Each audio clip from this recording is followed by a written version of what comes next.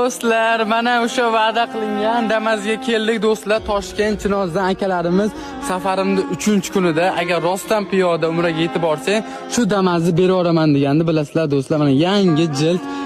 Do'stlar, qaranglar, men uydan duo olib chiqaman, umraga piyoda boraman deb, lekin bu Damaz uchun bormagandim. Bu hammasi yo'lda ko'pchilik va'da qilgan, bilasizlar.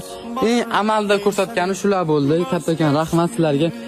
Qaranglar, men bilasizlar surib ilfim bor. Damas sizning nomingiz ko'pdi, nima qilsangiz. Bo'ldi.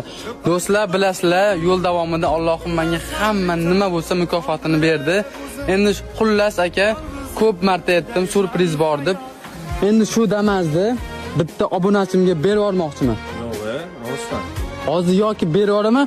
Agar xohlasalaring do'stlar, shuni sotib, pulini menga obuna bo'lgan, pardisha qilgan, yo'l davomida pardisha qilib turgan insonlarga tarqatib yubormoqchiman. Nima deysiz?